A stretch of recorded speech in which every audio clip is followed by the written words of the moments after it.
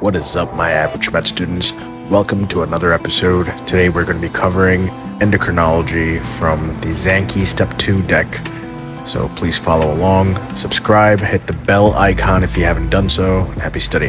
1. Charcot joint occurs in diabetic patients and in other conditions where peripheral sensation is lost. It presents with deformed joints, mild pain, effusions, large osteophytes, and extra-articular bone fragments. Manage with weight-bearing assisting mechanical devices and treat underlying condition. 2. Diabetic neuropathy is a common complication of diabetes mellitus. How often should it be tested for? Annually via monofilament. 3. Hypercalcemia of malignancy and hypervitaminosis D secondary to granulomatous disease, both present with similar calcium lab panels. What lab test can be ordered to discern between the two? 1. 25 vitamin D levels, or PTHRP levels. If you're asked this, use the history to discern which one you need. 4. Endocrine SGLT2 inhibitors, such as canagliflozin, cause increased excretion of urinary glucose, so should make sense that they are at increased risk of UTI with all the glucose in their urine. 5. Endocrine 1 adverse effect of SGLT2 inhibitors is increased risk of urinary tract infection due to increased urine glucose concentration. 6. Endocrine SGLT2 inhibitors may cause increased risk of vaginal candidiasis. 7. What antiretroviral drugs can have hyperglycemia due to insulin resistance? Protease inhibitors. 8. What is the likely diagnosis in an older patient with memory changes, weight gain, fatigue, and constipation? Hypothyroidism. 9. What is the likely diagnosis in a middle-aged female with fatigue, GI symptoms, and skin hyperpigmentation? Primary adrenal insufficiency, skin hyperpigmentation, and hyperkalemia help differentiate PI from central adrenal insufficiency. 10. Calcium, phosphate, alkaline phosphatase. How do the following laboratory values typically change in patients with osteomalacia? Calcium, decreased or normal phosphate, decreased alkaline phosphatase, increased Ca2+ levels may normalize due to secondary hyperparathyroidism. Remember, secondary hyper-PTH due to kidney disease will have increased phosphate.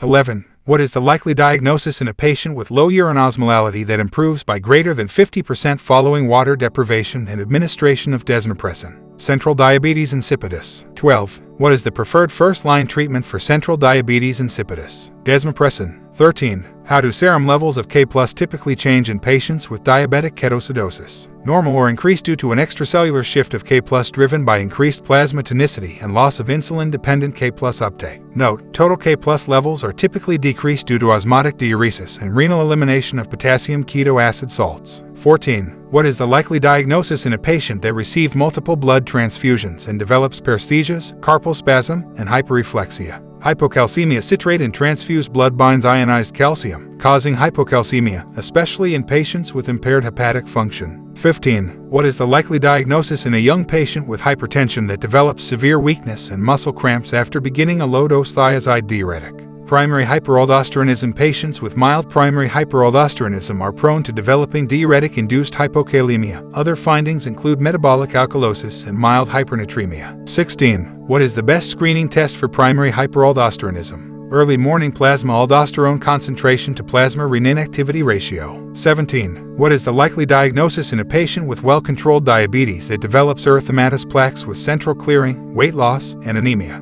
Glucagonoma rash is consistent with necrotic migratory erythema. Glucagonoma diagnosis confirmed with glucagon levels greater than 500 pg/ml. 18. What is the most sensitive test for differentiating adrenal adenoma and bilateral adrenal hyperplasia in patients without a discrete unilateral adrenal mass on imaging? Adrenal venous sampling, adrenal vein sampling, aldosterone, renin ratio B4X in unilateral adenoma on site of the tumor. No difference between two sides in patients with bilateral. 19. Prior to thyroidectomy, patients with suspected MEN2A or MEN2B should be screened for pheochromocytoma, e.g., via plasma fractionated metanephrine assay. 20. What is the initial treatment for a macroprolactinoma or symptomatic microprolactinoma? Dopamine agonists may lower prolactin levels and reduce tumor size. Patients who fail to respond or who have very large tumors should be considered for transsphenoidal resection. 21. What is the likely diagnosis in a middle-aged patient that develops coarse facial features, digit enlargement, arthralgias, hypertension, and carpal tunnel syndrome? Acromegaly. 22.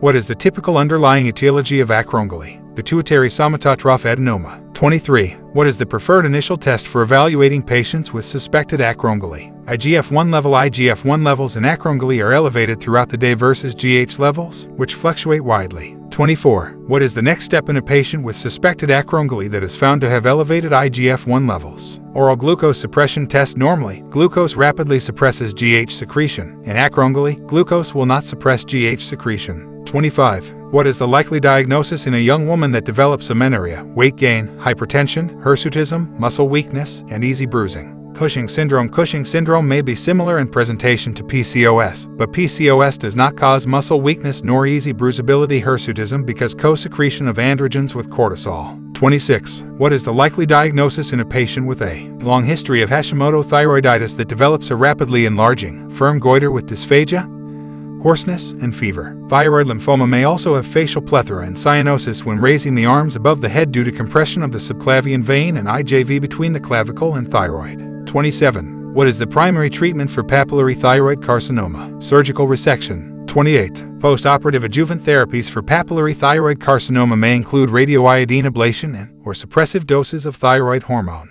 Thyroid hormone suppresses TSH, which can stimulate growth of occult residual or metastatic disease. Adjuvant therapy is usually for patients with increased risk of recurrence. 29. What is the likely diagnosis in a patient with weight loss, tachycardia, antithyroid peroxidase antibodies, and the physical exam findings below? Thyroid gland, normal size, non-tender TSH, low free T4, high radioactive iodine uptake, lesser than 5% painless thyroiditis. Painless thyroiditis is often a self-limited hyperthyroid phase of Hashimoto thyroiditis. 30. What is the initial step in evaluation of a newly discovered thyroid nodule? TSH level and ultrasound. 31. What type of thyroid nodule, hyperfunctioning or hypofunctioning, is more likely to be cancerous? Hypofunctioning thyroid function is evaluated using thyroid scintigraphy, usually with I-123. Cold nodules should be evaluated with FNA. 32. What is the likely diagnosis in an older patient with significant smoking history that presents with hypercalcemia and low PTH? Humoral hypercalcemia of malignancy due to secretion of PTH-RP from squamous cell lung cancer. 33. PTH, increased Ca2+, phosphorus. How do the following laboratory values change in primary hyperparathyroidism? PTH, increased Ca2+, increased phosphorus, decreased. 34. PTH, increased Ca2+, phosphorus. How do the following laboratory values change in secondary hyperparathyroidism? PTH, increased Ca2+, decreased phosphorus, increased if it is due to vitamin D deficiency, there will be a decreased phosphate. 35. What is the first-line treatment for irregular menstrual cycles in patients with polycystic ovarian syndrome? Weight loss and OCPs. 36. What drug is used to induce ovulation in patients with polycystic ovarian syndrome? Clomiphene citrate. 37. What is the likely diagnosis in a patient that develops post-operative high fever, tachycardia, hypertension, and lid lag with no muscle rigidity? Serum creatinine kinase is slightly elevated. Thyroid storm typically triggered by a specific event in patients with undiagnosed or inadequately treated hyperthyroidism. Also on the differential is pheochromocytoma, but will have no fever. Also malignant hyperthermia. Look for similar symptoms but with elevated CK, hyperkalemia, and muscle rigidity. 38. Which subtype of thyroid cancer typically invades blood vessels and metastasizes hematogenously? Follicular thyroid carcinoma. Which subtype of thyroid cancer is associated with psammoma bodies and orphan Annie nuclei? Papillary thyroid carcinoma. 40. What drug class should be added to a patient's medications if they have diabetes and microalbuminuria? ACE inhibitors helpful in slowing progression of diabetic nephropathy by reducing intraglomerular hypertension. 41. Prolactin, 250 ng/mL/H, low TSH, normal. What is the likely diagnosis in a patient with a pituitary mass and the laboratory values below? Prolactin, 250 ng/mL/H, low TSH, normal. Prolactinoma, most common primary pituitary tumor, low LH due to inhibition of GnRH by prolactin. 42. How does secretion of the following hormones change in secondary adrenal insufficiency? Glucocorticoids, decreased androgens, decreased mineralocorticoids, normal e.g., due to pituitary disease, normal mineralo.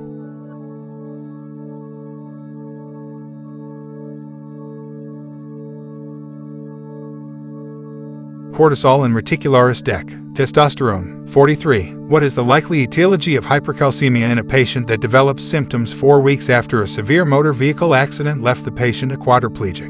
Immobilization due to increased osteoclastic bone resorption, especially in individuals with a high baseline rate of turnover, characterized by high Ca2+ and low PTH. 44. What is the likely diagnosis in a patient with increasing polyuria, polydipsia with hypernatremia, high serum osmolality, and low urine osmolality? Diabetes insipidus, serum not plus greater than 145 mg/L with dilute urine excludes primary polydipsia.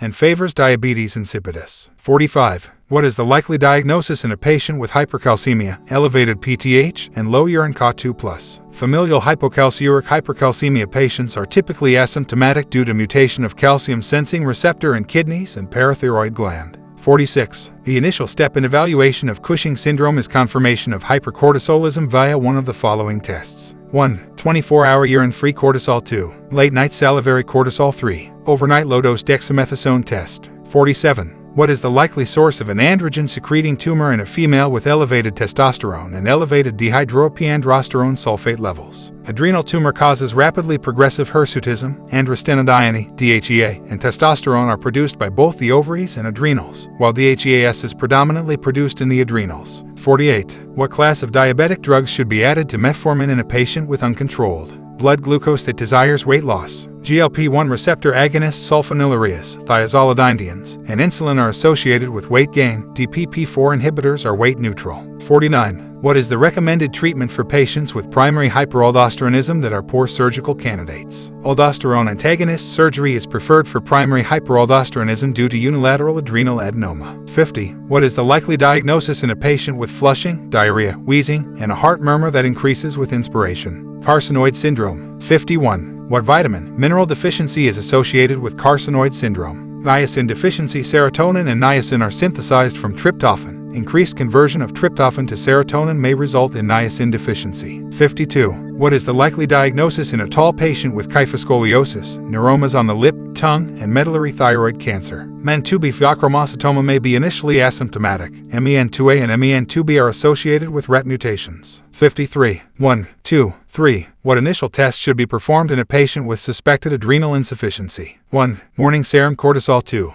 Plasma ACTH. 3. Kozentropin stimulation test. Low cortisol with high ACTH confirms primary adrenal insufficiency. Kozentropin stimulation test is much quicker than plasma ACTH and is usually ordered concurrently. 54. What is the likely diagnosis in a patient that presents with constipation, cold intolerance, low libido, and hypoglycemia with eosinophilia on laboratory exam? Hypopituitarism patient is experiencing secondary hypothyroidism, secondary adrenal insufficiency, and hypogonadotropic hypogonadism eosinophilia secondary to central adrenal insufficiency. 55. Free T4, serum cortisol, aldosterone. How do the following laboratory values change in patients with hypopituitarism? Free T4, decrease. Serum cortisol, decrease. Aldosterone, no change. Aldosterone is primarily regulated by the renin-angiotensin system, not the pituitary. 56. How do the following laboratory values change in patients with an insulinoma? Serum insulin, increase C-peptide level. Increased C-peptide level helps distinguish insulinoma from exogenous insulin use. 57. How do the following laboratory values change in patients with an exogenous insulin use? Serum insulin, increased C-peptide level. Decreased C-peptide level helps distinguish exogenous insulin use from insulinoma. 58. How does insulin resistance seen in NASH change lipid metabolism? Increased lipolyses, thus increased free fatty acids. 59. Thyroid hormone is bound by thyroxine-binding globulin in the plasma, which does what? Reduces amount of free thyroid hormone. Loss of free thyroid hormone greater than feedback production of TSH produces more thyroid hormone. So eventually a normal patient will have normal free T4. Total T4 equals bound plus unbound thyroid hormone. 60. What antibodies are present in patients with Hashimoto thyroiditis? Anti-TG, anti-TPO. 61. Hypernatremia with a urine osmolality lesser than 300 suggests diabetes insipidus. 62.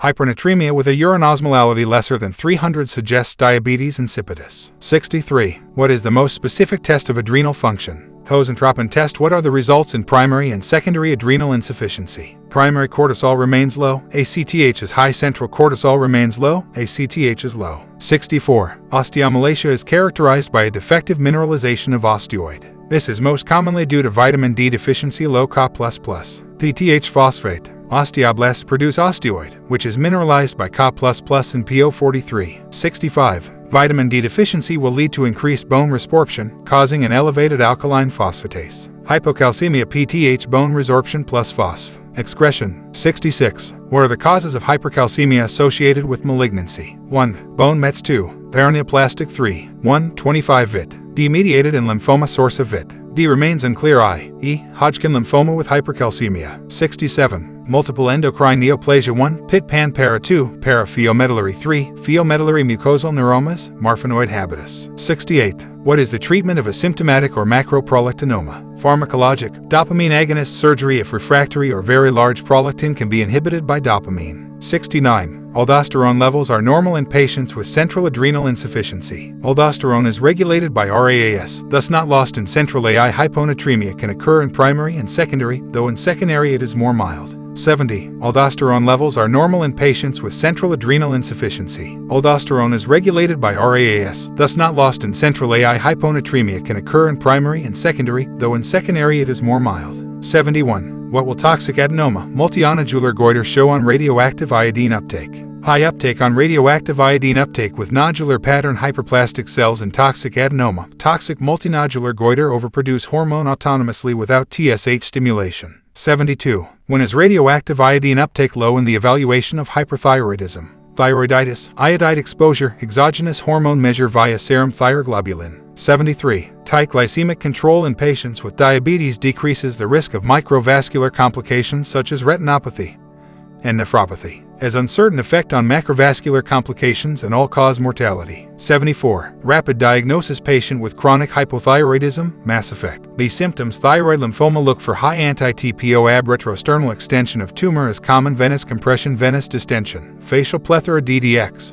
Subacute thyroiditis is also painful. Follows viral syndrome, and patients are thyrotoxic. 75. A patient with hyperthyroidism with low RAIU and low thyroglobulin suggests which diagnosis? Exogenous or factitious thyrotoxicosis, high in thyroiditis due to release of performed thyroid hormone. 76. How do you differentiate between unilateral and bilateral adrenal hyperplasia in diagnosis of primary hyperaldosteronism? Adrenal vein sampling, aldosterone, renin ratio B4X in unilateral adenoma on site of the tumor first, initial screening test. Plasma aldosterone, renin ratio second, adrenal suppression test third, imaging fourth, adrenal venous sampling if imaging non-conclusive. 77. Rapidly progressing hirsutism with viralization, PCOS or androgen-secreting tumor. Androgen-secreting tumor is rapidly progressing. PCOS is chronic and usually starts at puberty. 78. A UASM of lesser than 100 suggests primary polydipsia or malnutrition. Kidneys reabsorptive capacity is max tea and toast diet used for weight loss and beer potomania, greater than decreased salt intake. 79. A UASM of lesser than 100 suggests primary polydipsia or malnutrition. Kidneys reabsorptive capacity is max tea and toast diet and beer potomania, greater than decreased salt intake. 80. How do you monitor for resolution of DKA? Serum anion gap or direct assay of beta-hydroxybutyrate. Urine ketones are detected by nitroprusside test. Serum ketones are detected by beta-hydroxybutyrate levels. 1. Up-to-date serum ketone testing in DKA, HHS2. Up-to-date resolution of ketoacidosis in DKA. Serum nitroprusside testing for ketones has been replaced by direct assays for B-hydroxybutyrate. 81. Would you use nitroprusside or direct assay of beta-hydroxybutyrate to monitor resolution of DKA? Direct assay of beta-hydroxybutyrate urine dipstick doesn't pick up beta-hydroxybutyrate. Can be used if urine ketones are negative but still suspicion for DKA. What else can be used to monitor resolution of DKA? Serum anion gap. 1. Up-to-date serum ketone testing in DKA, HHS2. Up-to-date resolution of ketoacidosis in DKA. 82. Medical therapy for primary hyperaldosteronism with aldosterone antagonists is recommended for patients with bilateral adrenal hyperplasia or with unilateral adrenal adenoma who refuse surgery. Poor candidate. 1. Hyperaldosteronism, usually D.T. adrenal adenoma or bilateral adrenal hyperplasia, eplerenone, greater than fewer side effects. 83. Medical therapy for primary hyperaldosteronism with aldosterone antagonists is recommended for patients with bilateral adrenal hyperplasia or with unilateral adrenal adenoma who refuse surgery. Poor candidate. 1. Hyperaldosteronism, usually D.T. adrenal adenoma or bilateral adrenal hyperplasia, eplerenone, greater than fewer side effects. 84. Milk alkali syndrome is caused by ingestion of large amounts of calcium in conjunction with absorbable alkali metabolic abnormalities. Hypercalcemia, metabolic alkalosis, kidney disease. Hypercalcemia on kidney vasoconstriction, activation of Ka++ sensing receptor in thick ascending limb, which inhibits NAK2Cl cotransporter, greater than natriuresis, blocks ADH water reabsorption. Natriuresis, greater than volume depletion, greater than metabolic alkalosis. 85. What are the LH and testosterone levels in men with prolactinoma? Hypogonadotropic hypogonadism, PRLG and RH/LH testosterone. 86. Polyuria in a non-hospitalized patient can be due to primary polydipsia or diabetes insipidus. Primary polydipsia will have hyponatremia and diabetes insipidus will have hypernatremia. What is the best initial test? Water deprivation test. Urine osmolality will increase with PP, stay low with DI. 87. Panhypopituitarism can occur due to mass effect of a pituitary adenoma, which will include hyperprolactinemia, secondary hypothyroidism, hypogonadotropic hypogonadism, secondary adrenal insufficiency. Remember, aldosterone isn't under influence of a CTH, so not affected by secondary AI. 88. What is the treatment of patient with SIADH in the following scenarios? Asymptomatic, mild hyponatremia, fluid restriction, severe hyponatremia, hypertonic saline. If all measures fail, consider adding ADH receptor antagonists or vasopressin antagonists. 89. Rapid diagnosis. Coarse facial features, hyperhidrosis, joint pain, plus tinal. Sign acromegaly, increased soft tissue, overgrowth throughout body, carpal tunnel, and OSA, hyperhidrosis. Coarse facial features, polyps, skin tags, bad odor, arthralgias, HDN, cardiomegaly, etc. Tinal sign equals tap on wrist equals pain. 90. Which type 2 diabetes medications are associated with weight loss? GLP-1 receptor agonists. 91. DPPIV inhibitors inhibit the metabolism of incretins, allowing increased insulin release and decreased glucagon release. 92.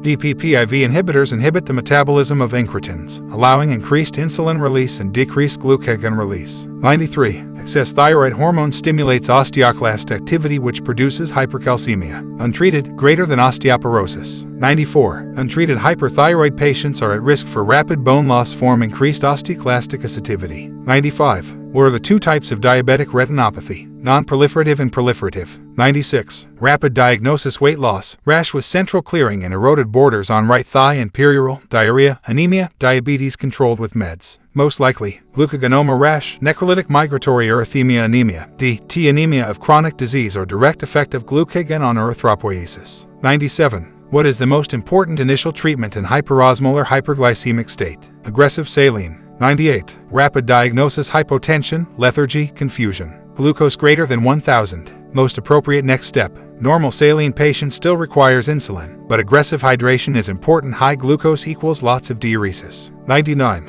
What type of spread does papillary carcinoma undergo? Lymphatic spread, greater than lymphadenopathy. Follicular carcinoma. Hematogenous spread, greater than distant Mets. 100. What is the likely diagnosis in a patient that presents with muscle cramps, weakness, and hyporeflexia with broad, flat T waves on EKG? Hypokalemia ECG changes, T wave flattening, scent depression, presence of U waves. 101. Malignant otitis externa is typically seen in patients with diabetes. Treatment is surgical debridement plus antipseudomonals. Patients may present with findings consistent with malignant otitis external, abnormal vetus, and facial droop, indicating progression to osteomyelitis of the temporal bone with CN7 palsy. 102. What will the level of a CTH be with a low-dose dexamethasone and ACTH-dependent Cushing's? Elevated low-dose DEXA should have negative feedback and decrease ACTH production. 103. What does a low ACTH indicate after a low-dose dexamethasone test for Cushing's? ACTH-independent Cushing's low-dose DEXA, greater than negative feedback on CNS, greater than decrease ACTH. 104. High-dose dexamethasone reveals high ACTH. What is the next best step of management?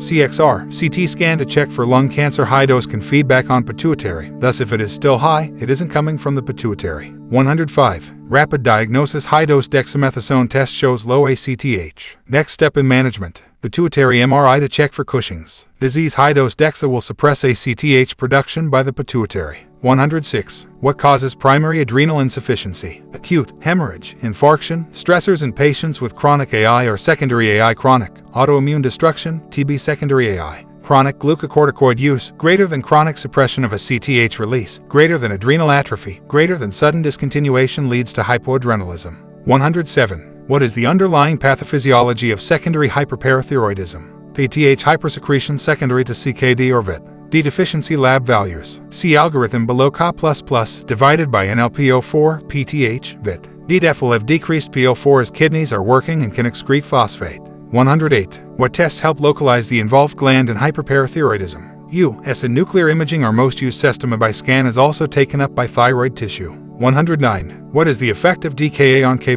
and Y? Total body K+ deficit acidemia Inc. H+ causes K+ shift extracellularly plus lack of insulin to promote K+ uptake. Loss of intracellular K+ equals total body K+ deficit despite normal, elevated serum K+. 110. Euthyroid 6 syndrome occurs in severe illness or stress, especially in ICU patients. The most common pattern is TSH, normal 4, normal free T3, low reverse T3, high ECA low T3 syndrome thought to be due to decreased peripheral 5-deadenation of T4 due to caloric deprivation and elevated cytokines. 111. What is the first step in the workup of a thyroid nodule? TSH and US of the neck. 112. Patient presents with lump on the right side of the neck. TSH is measured and shown to be 0.03. What is the next best step? Thyroid scintigraphy determines if nodule is hot or cold if TSH is elevated. Perform FNA if suspicious for malignancy. 113. Diagnosis of follicular thyroid cancer on an excised nodule will show invasion of the tumor capsule and/or blood vessels. Not possible to differentiate between FTC and follicular adenomas on cytology findings. FTC mets hematogonously. 114. Diagnosis of follicular thyroid cancer on an excised nodule will show invasion of the tumor capsule and/or blood vessels. Not possible to differentiate between FTC and follicular adenomas on cytology findings. FTC mets hematogonously. 115. A single random blood glucose level greater than 200 is sufficient to diagnose diabetes in a symptomatic patient. Alternatively, FPG, OGTT, or HbA1c can establish diagnosis. 116. Which asymptomatic patients should be screened for diabetes? 45. Screen Q3 if greater than 45 with normal test results. 117. Anti-glutamic acid decarboxylase is a specific autoantibody for diabetes mellitus type 1. 118. Anti-glutamic acid decarboxylase is a specific autoantibody for diabetes mellitus type 1. 119. Microalbuminuria is an early sign of diabetic nephropathy and correlates with the overall risk of cardiovascular and renal complications. Glucosuria is not sufficient to establish diagnosis of DM. 120. Microalbuminuria is an early sign of diabetic nephropathy and correlates with the overall risk of cardiovascular and renal complications. Glucosuria is not sufficient to establish diagnosis of DM. 121. What is the HbA1c target for adults with diabetes? Lesser than 7%. 122. What is the first step in the treatment algorithm of patient with type 2 DM? Weight reduction, increase physical activity, nutrition therapy if significantly elevated A1C or diabetic symptoms. Start with metformin or insulin. 123. What is the next step in management for a type 2 diabetic whose A1C is not adequately controlled with lifestyle changes after 3 months? Add metformin contraindicated in CHF, CKD, and liver disease. 124. What is the next step in management of a type 2 diabetic whose target A1C is not reached with metformin plus lifestyle changes? Metformin plus second oral antidiabetic. 125. What is the next step in management for a diabetic whose target A1C is not reached after initiating dual therapy? Triple therapy. 126. What should be used instead? Oral antidiabetic drugs should be avoided in patients undergoing surgery or with severe illness. What should be used instead? Insulin therapy. 127. 1 unit of insulin lowers the blood glucose by 30 to 40 milligrams (dl). More insulin required if more insulin resistance. 128. The indications for insulin therapy in diabetes is a newly diagnosed patient with an A1C greater than 8.5% or symptomatic diabetes, pregestational and gestational diabetes, and end-stage renal failure.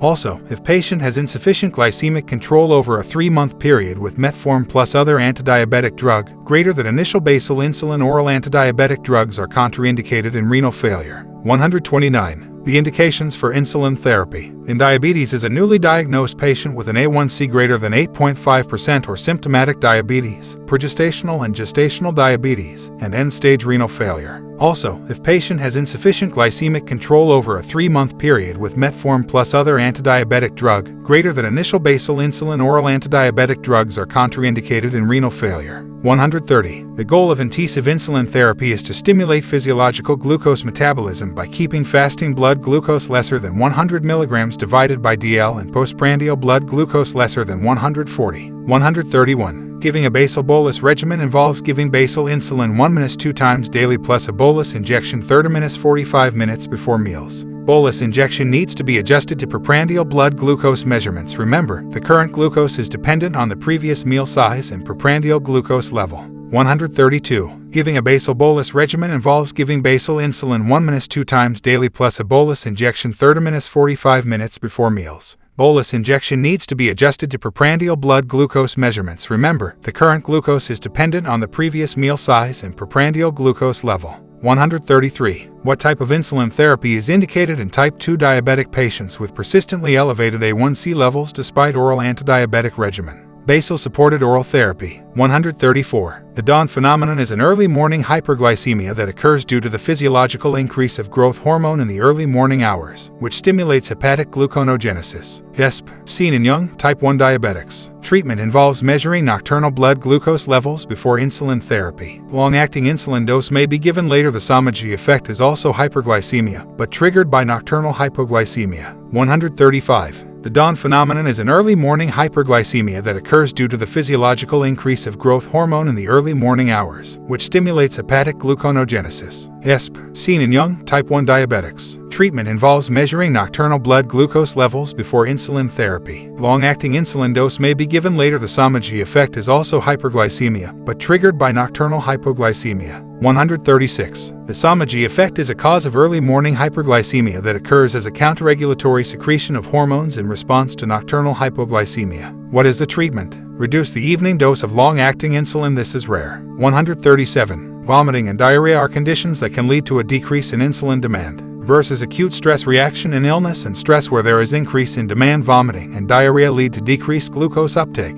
increasing the risk of hypoglycemia. 138. Vomiting and diarrhea are conditions that can lead to a decrease in insulin demand. Versus acute stress reaction in illness and stress where there is increase in demand. Vomiting and diarrhea lead to decreased glucose uptake, increasing the risk of hypoglycemia. 139. Diabetic gastroparesis is a feature of autonomic neuropathy in diabetic patients which can increase the risk of hypoglycemia due to delayed gastric emptying. 140. What is the underlying pathophysiology of hyperthyroidism in a patient with elevated free T3 divided by T4, low TSH, and the radioactive iodine scan below? Autonomous thyroid hormone production secondary to toxic adenoma. 141. What antibody is associated with miscarriage in a patient with slightly elevated TSH and normal free T4? Anti-TPO. This patient has subclinical hypothyroidism due to Hashimoto's. Miscarriage is due to high titers of anti-thyroid peroxidase antibodies. Treat with levothyroxine. Even if they do not have symptoms, subclinical hypothyroidism refers to a normal T4 level with mild elevation in TSH. The elevated TSH is able to keep thyroid hormones at a normal level, hence subclinical. 142. A patient who wishes to get pregnant is found to have subclinical hypothyroidism.